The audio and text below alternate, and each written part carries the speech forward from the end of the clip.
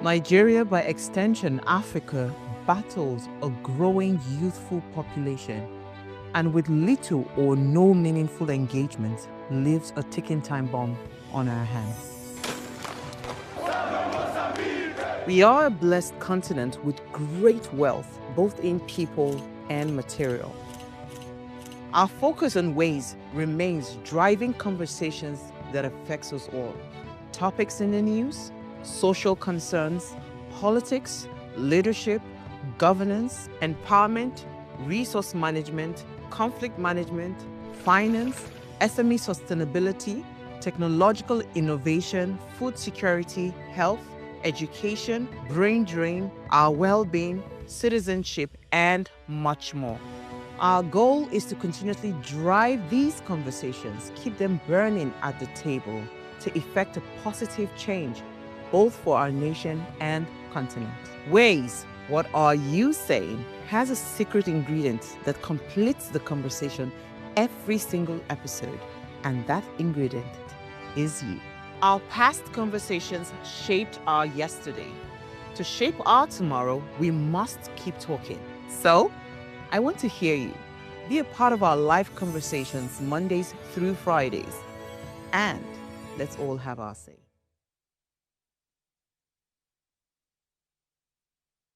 Good evening and welcome to Waves Prime Time. My name is Choma Kalo, and tonight, I think I'm in a bit of high spirits. You're going to find out why. We will be turning our debate tonight, turning our eyes to a debate that has, sparked strong emotions across the country. It's the conversation everybody is having. You enter the markets, you're seeing two friends gisting in the bars. It's a debate that touches on fear, survival, governance, and, the rising insecurity in Nigeria. So, on Monday, yesterday, former Lagos governorship candidate Badebo Rhodes Vival made a bold, controversial statement. He called on the federal government to license firearms for responsible citizens as a means of self-defense, particularly in communities plagued by kidnappings and targeted killings. Now, according to him, Nigerians cannot continue to die helplessly while waiting for security systems that are clearly overstretched and slow to respond. Now, this call comes amid rising cases of rural bandits attacks, urban kidnappings and road ambushes reported across states like Kaduna, Plateau, Edo, and even the outskirts of Lagos. Now, with police-to-citizen ratios still far below UN standards, many Nigerians feel vulnerable and in some cases abandoned. But in arming citizens, is that the solution? Will licensing firearms improve safety? Or, will it open doors to chaos, and, misuse of the arms? So tonight, we're going to be exploring citizen firearm licensing, and we're asking, is this going to be protection, or is it going to be a path to anarchy? Remember, Ways is all about you, as you are the why in Ways. So be a part of our conversation every single day, and add your voice to the discussions. Head on now to YouTube if you already haven't subscribed. Look us up at Official Upgrade TV. Subscribe, like, share, and invite your friends and family to join the show. Also, when I open my phone lines, I would really want to hear your say on this topic. And as always, please ponder on the quote for the day. It says, "Security is a shared responsibility, but the state must not outsource its primary duty of protection." And this was said by the former Inspector General of Police, Solomon Arase. Of course, this and many more we're going to open up later, but first, we'll go on a short break. And when we come back, we'll go through my news interests for the day. Please stay with us.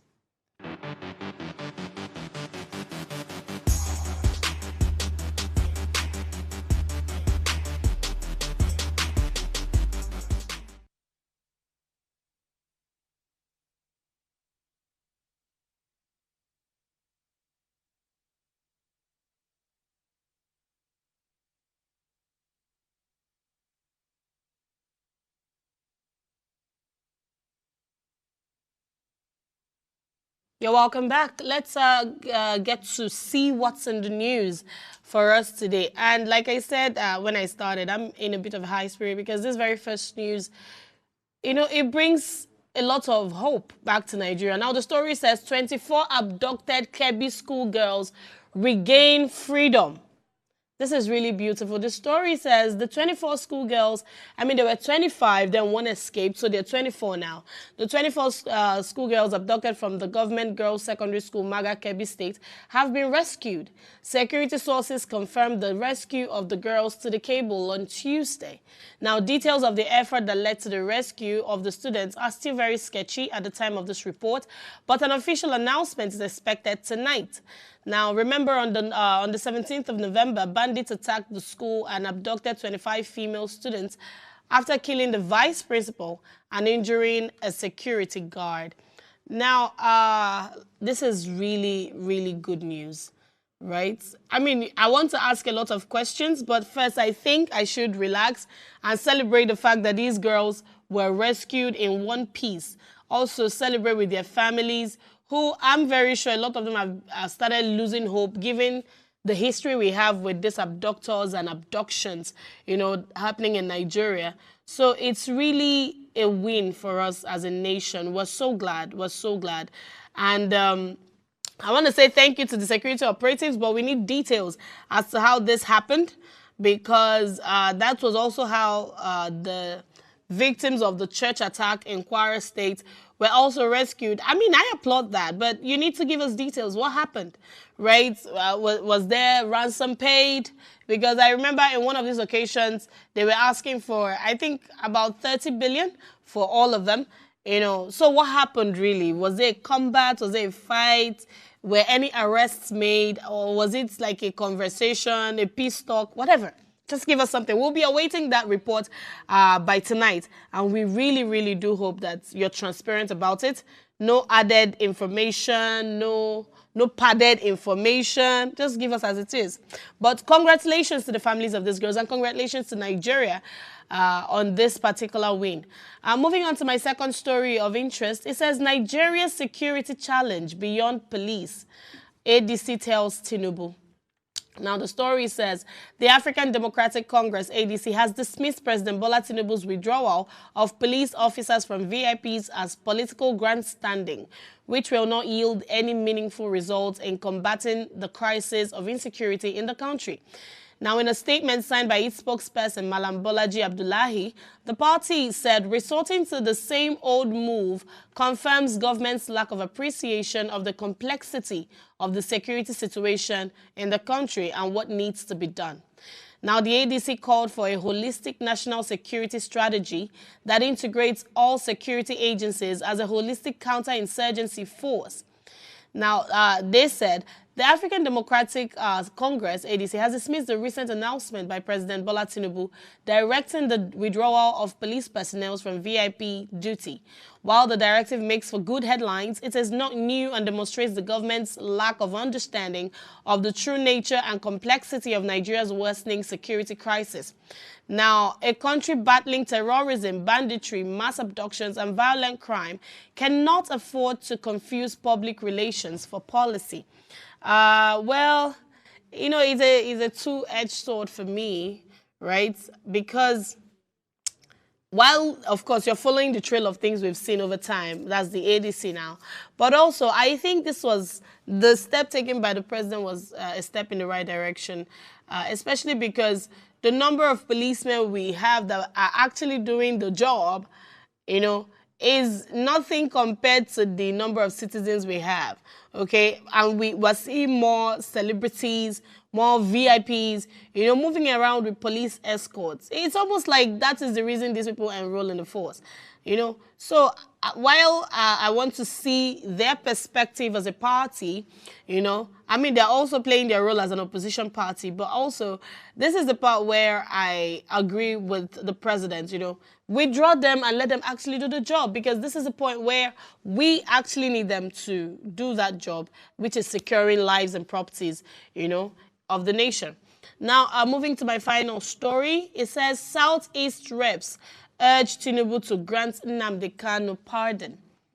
Now, the story says the Southeast Caucus of the House of Representatives have appealed to President Bola Ahmed Tinubu to exercise his constitutional powers and grant presidential pardon to the leader of the Indigenous People of Biafra, IPOB, Mazi Nnamdi Kanu, who was recently sentenced to a life imprisonment. Now, Justice James Omotosho of the Federal High Court, Abuja, had his judgment convicted Kanu on all 7-count charge, preferred and subsequently, rather, sentenced him to a life imprisonment. Now, the lawmakers made the plea in a joint statement issued after an emergency meeting held on Monday in Abuja to review the recent court's judgment on Kanu and assess the implications for peace and stability in the region. Now, reading the statement on behalf of the caucus, Honorable Iduma Igariwe said while the lawmakers respect the judiciary and the legal processes that led to Kanu's conviction, the matter has evolved into a national concern with far-reaching humanitarian, economic, and security implications. Now, the caucus urged the president to invoke Section 175 of the 1999 Constitution, which empowers him to grant pardon, arguing that such a political and humanitarian intervention would help de-escalate tension and restore normalcy in the Southeast. I think this is thoughtful, right? Because ever since the sentencing, I've been wondering what the situation is going to look like, especially in the region, the Southeast region, you know. And there's just the circumstance surrounding, you know, his arrest and detention and how long this case has stretched, and finally sentencing him to life imprisonment is one that should be looked at again, right? So I think the president should actually take a second look and then do what he thinks is best for the nation. All right, that's all the stories I can take for now. Let's go on a short break. And when we come back, we dive right into our topic for tonight. Please stay with us.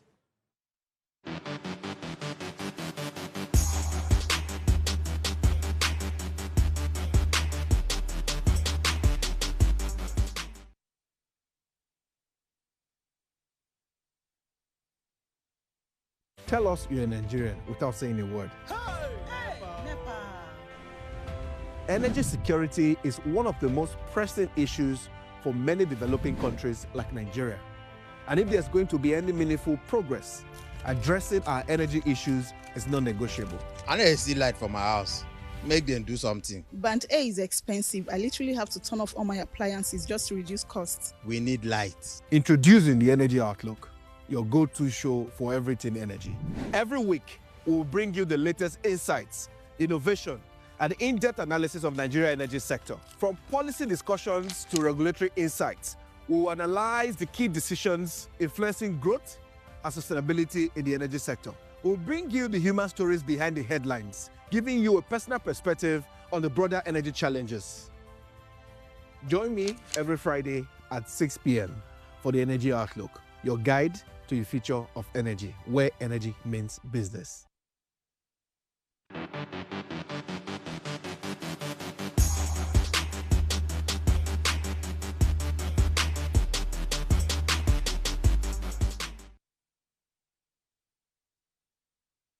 Thank you for staying tuned. If you're just joining us tonight, our conversation is centered on the licensing of firearms for citizens. And we're asking, if that happens, would it be a source of protection, or will it be a path to anarchy? Now, let's hear what you have to say. Remember, you can join the conversation by sending us an SMS to 0818-038-4663.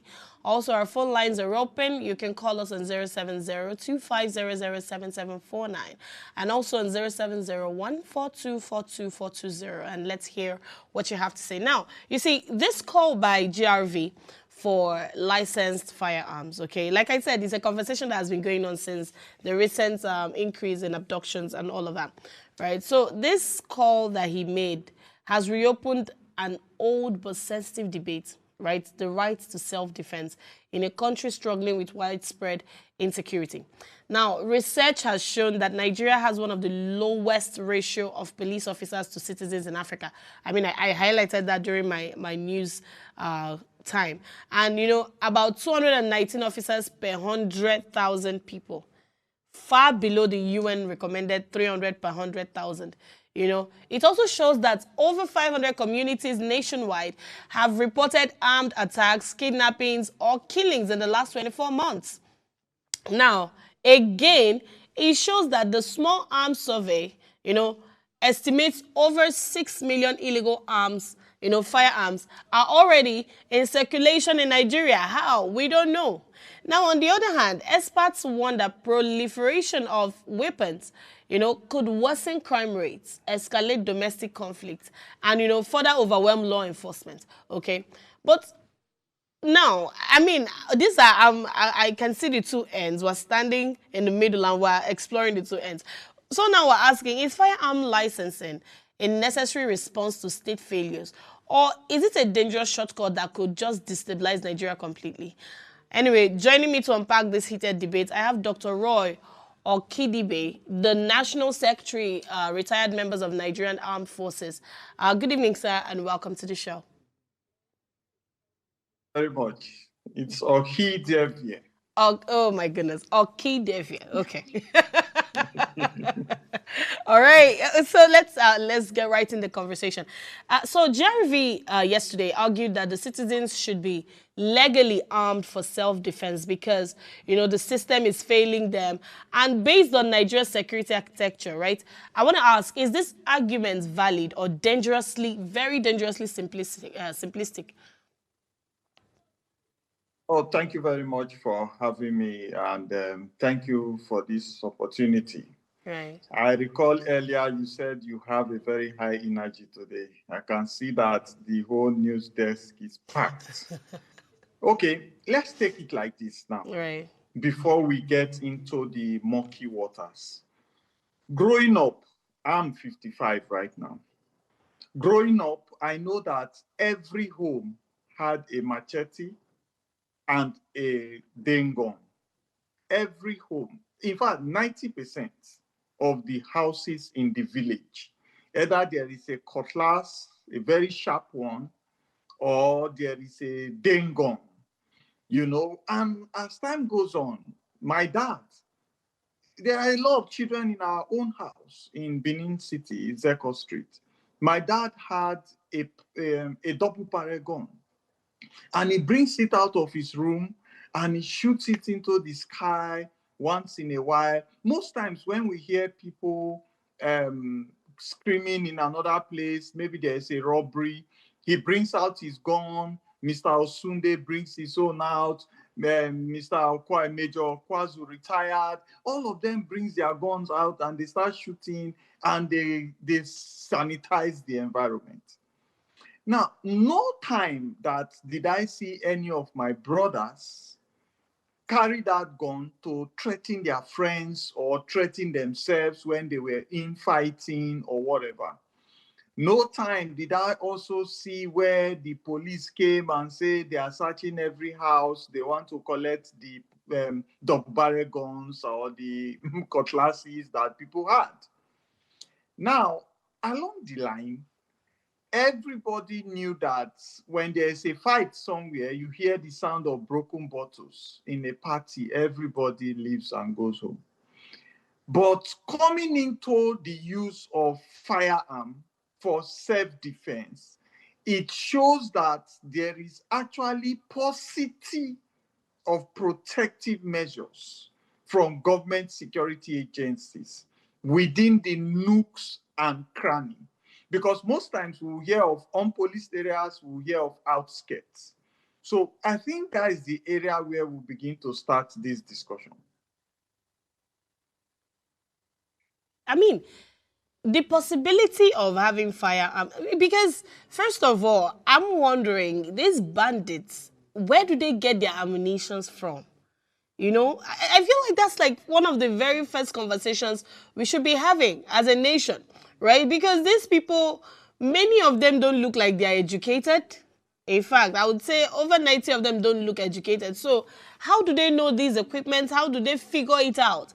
Because the ammunitions they have are not child's play. It needs some level of expertise, right? So how did we get here? I've been curious. I wanted to ask that question. What do you think? Okay, we know, and this is about 25 years of security discussions in public spaces. So we all know, we have mentioned it many times. There was a time when, you remember Martin Luther King? So many people want to copy strong narratives. So if a politician wants to win your vote, they get strong narratives. They look for people to put up a document. They begin to communicate academically, and everybody will be like, wow, this is the person I'll vote for. This is the person I'll vote for, And the things that were of concern then was education, lighting, road networks, economy, and all of those things. Gradually, the military began to take over. So when the military coup d'etats began to happen, then no two agencies can carry arms in a government. So the military downplayed equipment handling for the police and downplayed policing. Now, civilians that started to fight for democracy, instead of looking at the academic line also and looking at policing, community policing, they also began to look at building their own military, which were now thugs and hoodlums. Now, the government themselves started to relate with foreign bodies and foreign groups to increase the fear and intimidation that they can create. So we also know that expansion began to take place. People grow, population grow, economies grow, so the country began to expand to nook and crannies. But what did it expand? If you build 2 or 3 houses here today, everybody there will contribute money and get a transformer because they need lights. Yes. But they will not get together, the government, local, state, federal, will not get together to ensure that there is a police command immediately instituted as the expansion is spacing out. And there is no increased number of police recruitments to meet the growing population. So hoodlums, anarchy, and non-state actors began to hold grounds. Interesting. But now I'm wondering, with over 6 million illegal weapons, already in circulation, wouldn't legalizing firearms, risk legitimizing an already toxic environment of weapon proliferation? Well, I don't know where to actually come into this right now that it will make sense. Okay. Because most people are already drawn within extreme lines of religion, tribe, ethnicity, party lines. So most times when you try to make sense, the sensibility of your sense loses its sense pattern. So, but agree with me now that we can approve firearm, protective sidearm, which can be a Magnum, a Glock, or just small, just pistols that you can use to do multiple fires to protect yourself, And we can approve this on multiple lines with the Minister of Interior Office, the police command, and the DSS, and all of them becoming lines of approval for such opportunity for Nigerians to bear arms. Let's look at sanity. Sanity is always in the middle of anarchy and peace, okay? Because when you have anarchy and peace, that means you have people that are ready all the time to break the law. Then you have people that are living within the ambit of the law, people that can be held to ransom. So if you look at the areas of people to approve, to say, okay, let's approve some people, why not look at the academic and the professional area? You say, okay, everybody that is an MBA, that is a lawyer, that went to Nigerian Bar Association, if you misuse your firearm, you will lose your bar accreditation. Everybody that is a medical doctor, you are allowed to have a firearm. If you misuse it, you will lose your medical license also. Everybody that is an engineer, Nigerian Society of Engineers, you are allowed to also apply for a firearm. If you misuse, you know, you look at professional lines, then you will also look at the media, heads of news. You know, there are people that you can hold to accountability. And you can begin to use this as an opportunity to downscale till you get to security guards companies. Now, when you get to security guard companies, you can say, okay, every discharged police officer that is young enough to still work can own a firearm, but must get approval from the Police Service Commission and the Ministry of Interior. So Police Service Commission will confirm that this police officer is retired and is getting meritorious service. The Ministry of Interior will also do his psychological test, his medical test. He call a psychiatric doctor to check him, you know, to be sure that he has mental stability. You know, then he's allowed to own a firearm to work in private security. Now, private security companies will also go through that screening process to be able to employ licensed armed persons.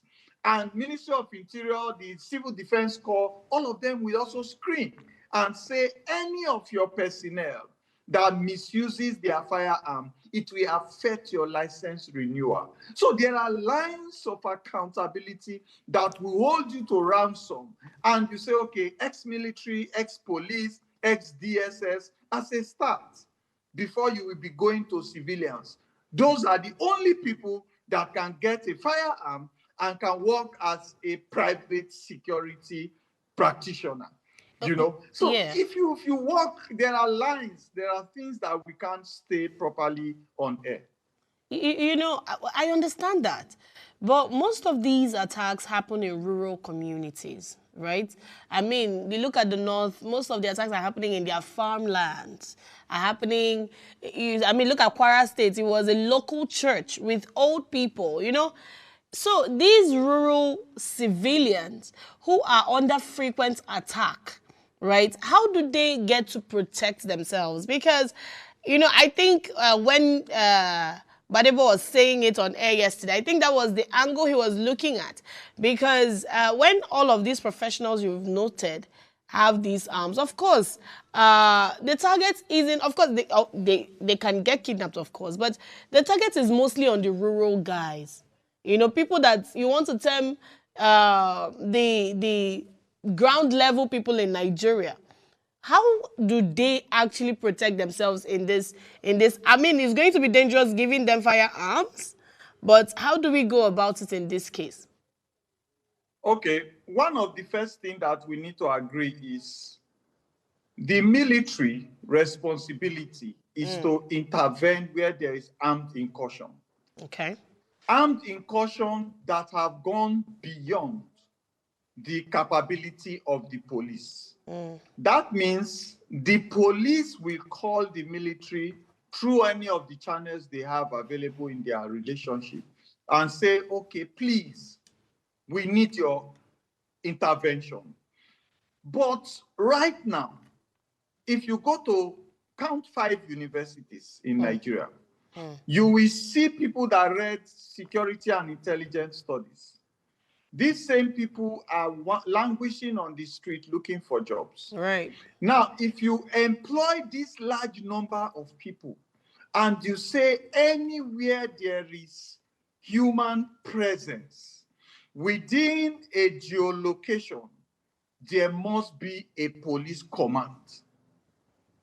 I'm looking at a situation where we are counting the number of Nigerians and we are saying between one police command and the other, These are the number of people that were there. I had a friend that wants to open a pharmaceutical chemist, what we call a chemist, in Nigeria, in Lagos.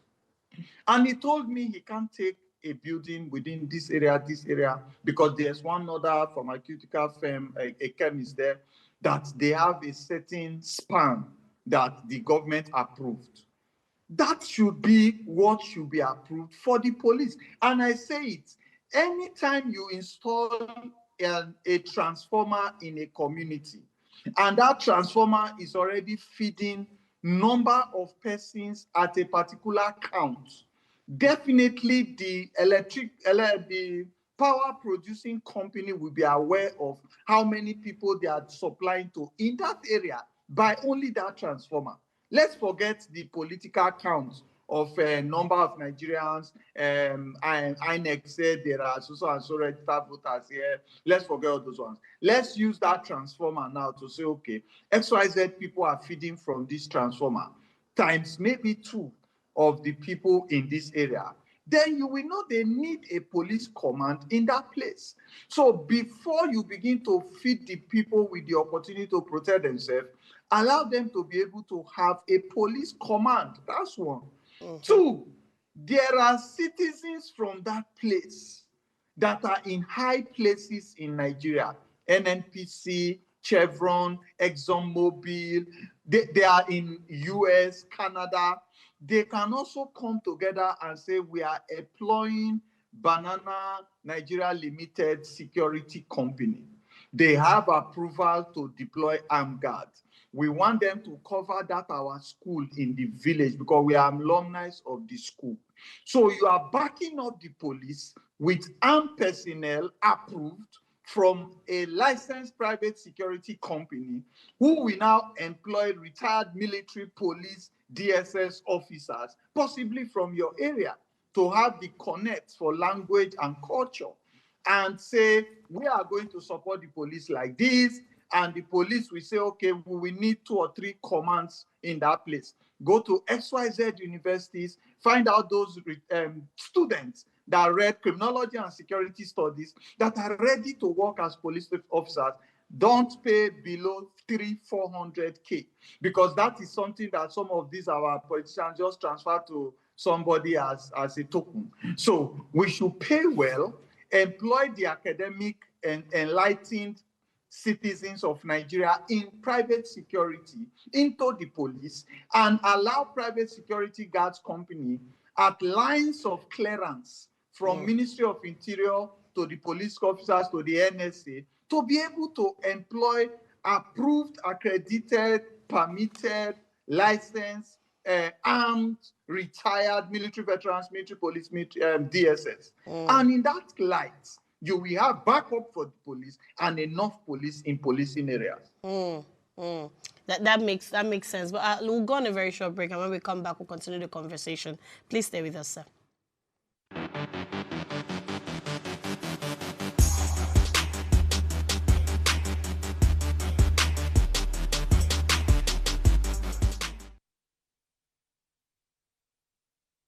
You're welcome back. We're still discussing the debate of licensing firearms for citizens in the bid for self-defense. And I have Dr. Roy with me having this conversation. Thank you, sir, for staying tuned. Now, we are talking about the police very well right now. But now, they have repeatedly said to us that we are underfunded, understaffed, overstretched. Now, would arming civilians help them or undermine their authority and operational capacity? Okay, it cannot. Now, part of the criteria for you to carry a firearm, okay, let me use Texas here. Coming into Texas, I discovered that, okay, to get a license, you need to have an LTC license to carry. That covers you in about 30-something states to carry your firearm, gets to the airport, they put it in the check-in, you come out, you pick it out, Then you have the level 3 armed security license card. You have the level 4, which serves like a personal protection for VIPs and all that. So there are categories. Now, I made sure I got all of these, And I made sure that, okay, anywhere I go, I can carry my firearm, you know. But one thing that we need to institute in Nigeria now is the accreditation and the permit must affect something that you hold dear. So there is nothing like because here the police can call on you if you are licensed to back up the police, you know. Okay. So if you are needed to back up the police, you will know that in your licensing training, skill development, and weapon usage, you are also shown how to collaborate and back up with the police. So before the police, we need that kind of backup anyway. They must have, I'm assuring you that it can take like 3 months to 6 months. You will get enough policing in unpoliced areas in Nigeria.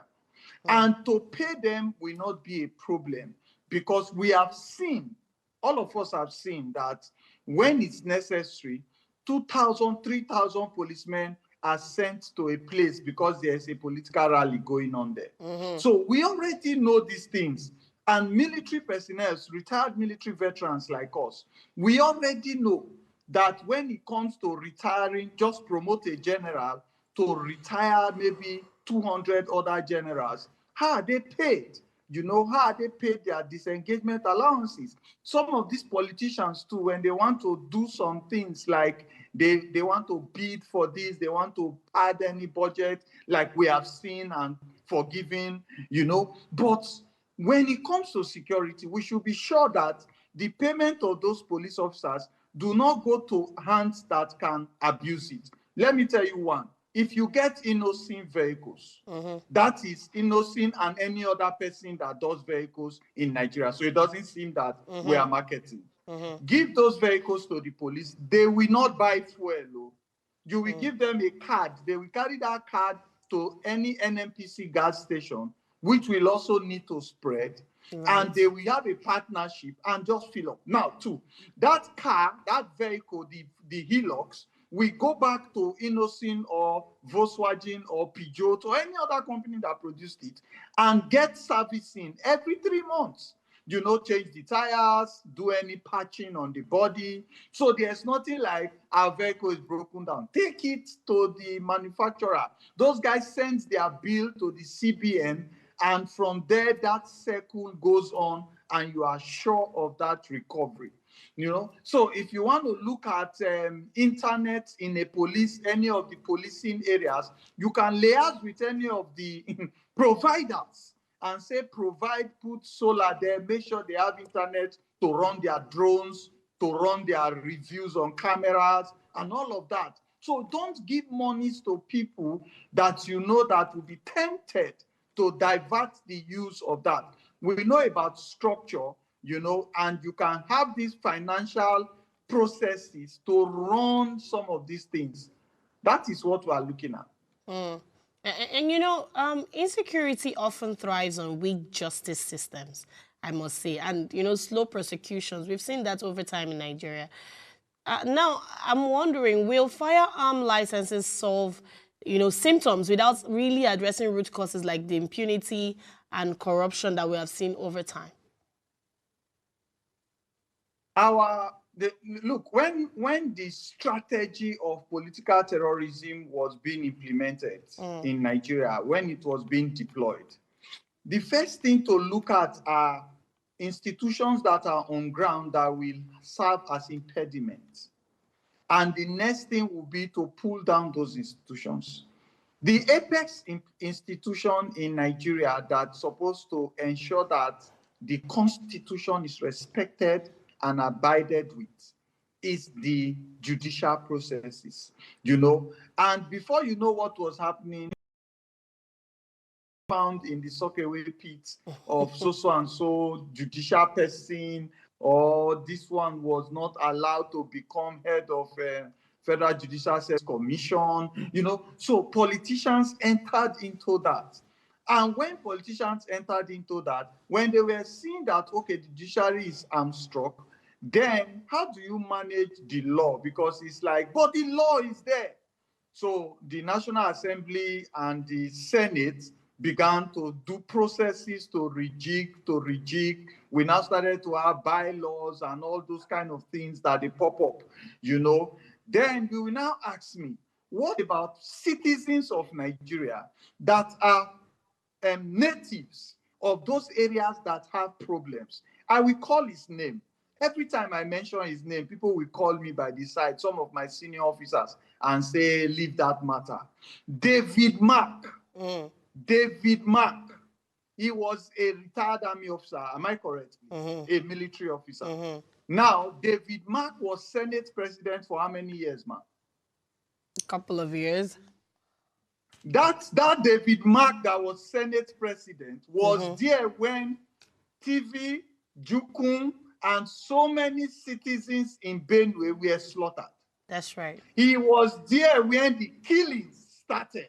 And he's seated at the Senate head, And I went to Benue when I had some deals there. I was in the Nigerian Army's bomb school, also in Makurdi for a while, So I related with the community, and I was like, oh, God, they're there now.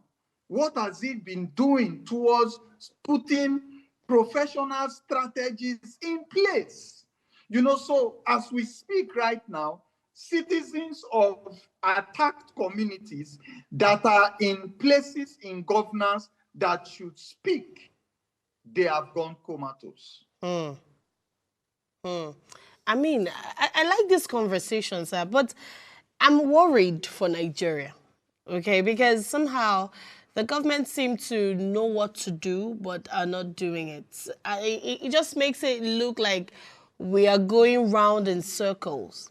Also, I was going to come back to when you talked about if we're going to start licensing firearms, we should start with the professionals, right? Some of these professionals have some psychological issues, right? So how do we do these background checks? How do we do these psychological evaluations?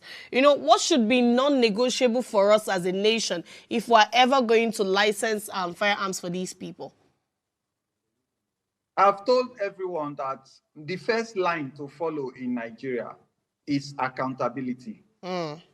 Accountability, please.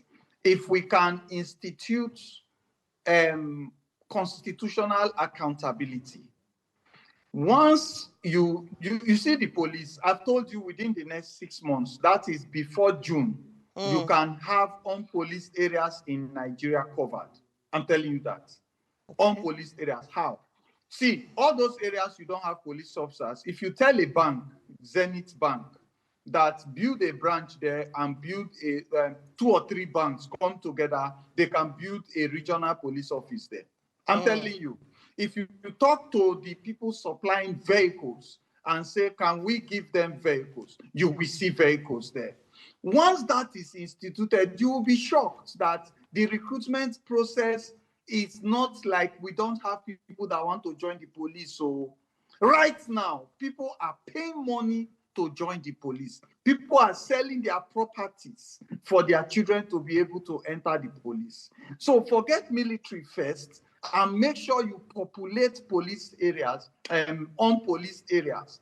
Then you will now come back to accountability line, the criminal justice system. All of these things need to work pari passu. Go to the criminal justice system and ensure that certain cases that have brought down this country do not take the normal lines of judgment.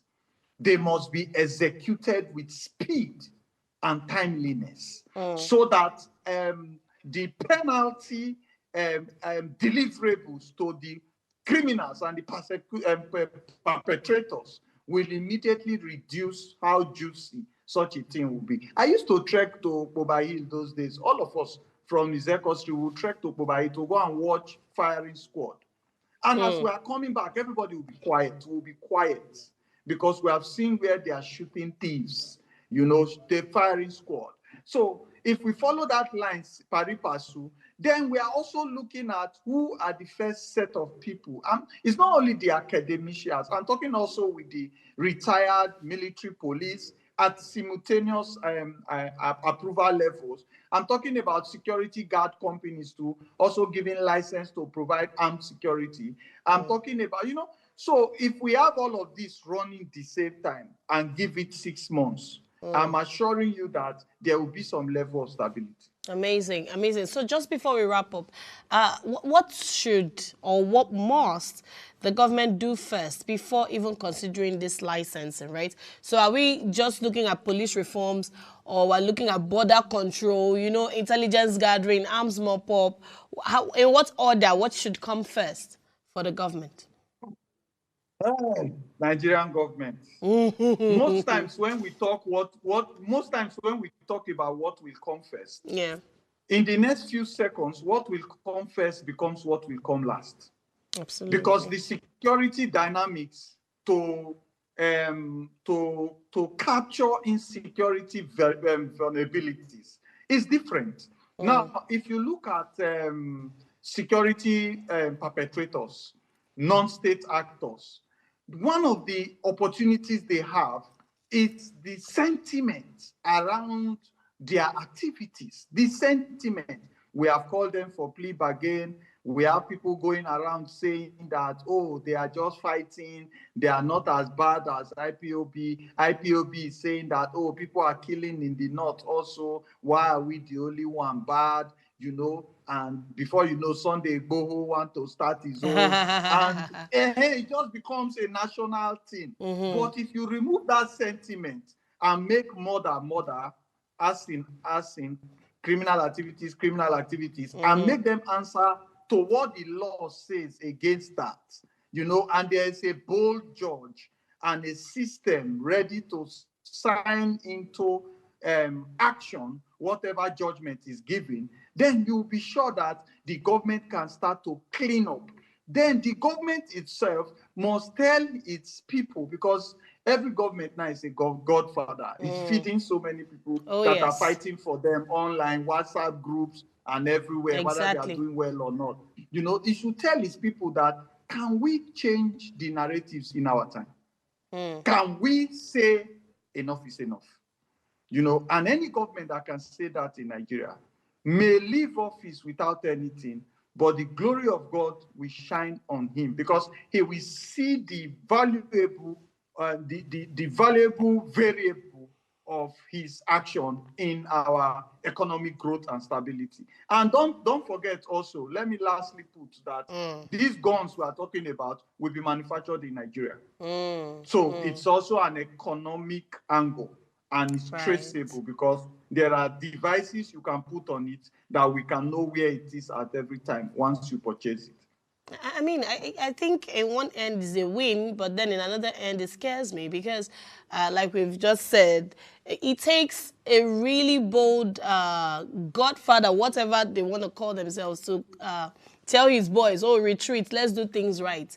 We almost don't see that in Nigeria. So I hope beyond having these conversations, they would actually do what is right by us and protect the civilians, the citizens of Nigeria. Thank you so much, Dr. Roy, for joining us tonight and having this conversation. Do enjoy the rest of your evening. All right, so tonight's conversation, we've seen, it has forced us to confront a painful truth, that Nigerians are no longer free. We no longer feel free, from the roads to the farmlands, to the suburban estates, to the rural villages. Fear has gradually become something that everybody lives by, right? And when fear grows, people begin to consider desperate solutions, right? That's when you start seeing a lot of self-defense mechanism. But the right to life and the responsibility of protection are not just personal battles. They are the core duty of the state. Now, arming citizens may sound very empowering, like I have highlighted, but it also carries a lot of risk that could reshape the society in a very irreversible way, right? So the answer to insecurity can really not be weapons alone, right? It shouldn't just rise and fall on licensing firearms, right? It must be more intelligence, policing, accountability. Very important to us, more justice, actual justice, not influenced justice, more political will. on the people leading us. Because you see, we're a nation, a nation where everybody is armed for self-defense. We're not working towards safety. It is a tightrope, really, for every one of us. Anyway, before we go, remember to subscribe to our YouTube channel at Official Upgrade TV. Drop a comment, like, share, and follow us across all social media platforms. And if you missed our quote earlier, here it is. It says, security is a shared responsibility, but the state must not outsource its primary duty of protection. And this was said by Solomon Arase. My name is Choma Kalu, and this has been Waves Primetime. Have a good night, and I'll see you tomorrow. Bye-bye.